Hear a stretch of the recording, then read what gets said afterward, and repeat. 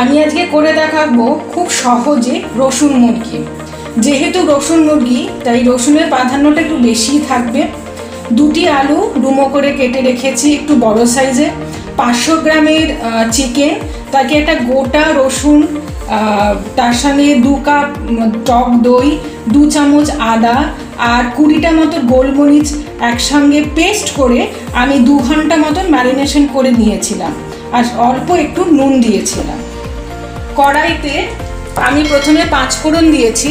5 ফোড়ন একটু গরম হলে আমি সর্ষের তেল দেবো। 2 চামচ আমি 5 ফোড়ন দিয়ে শুকনো খোলায় একটু গরম করে নিয়েছি।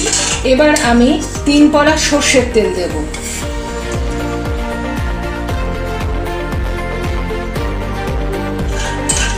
মশলাটা ভাজার সময় দেখবেন যেন পুড়ে না যায়।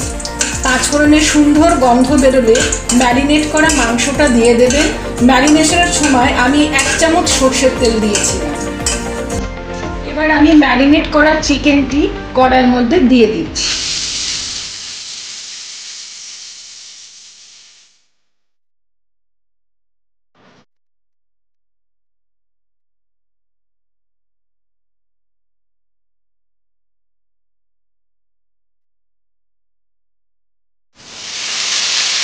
এই রান্নাটি আমি আজ দিদিমার কাছে শিখেছি।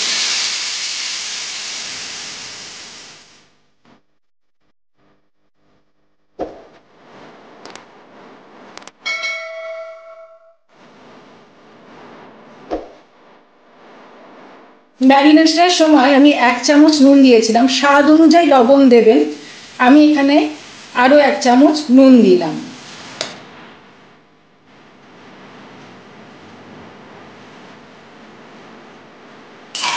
ফ্লেমটা মিডিয়ামে রেখে খুব ভালো করে কষবেন। একটা জিনিস লক্ষ্য করবেন, আমি ম্যারিনেশনের স্টকটা কিন্তু এখনো দিইনি। কষতে কষতেই আমার মাংস কিছুটা সিদ্ধ হবে, তারপর আমি ঢাকা দিয়ে দেবো। ম্যারিনেশনের স্টক আমি পরে দেব। 10 মিনিট নাড়ানোর পর ম্যারিনেশন করা পাত্রে যে স্টক কিংবা জুস রয়েছে সেটি আমি কড়াইয়ের মধ্যে ঢেলে দিলাম। সঙ্গে অল্প কিছু প্লেন জল দিয়ে অ্যাড করলাম, খুবই সামান্য।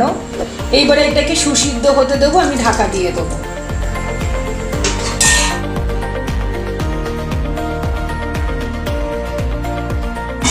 এর মধ্যে খুব সুন্দর সুগন্ধ বেরিয়েছে।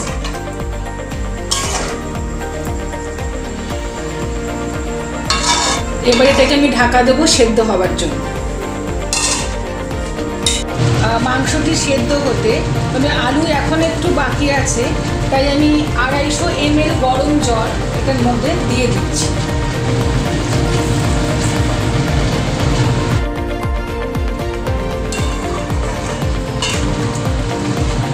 ফ্লেমটাকে একটু মিডিয়াম করে দেবেন, দিয়ে আলুটা সেদ্ধ হওয়ার জন্য ঢাকা দিয়ে দেবেন।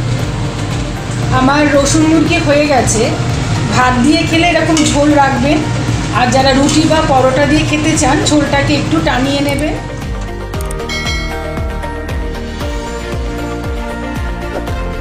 তৈরি হয়ে গেছে আমার রসুন মুরগি।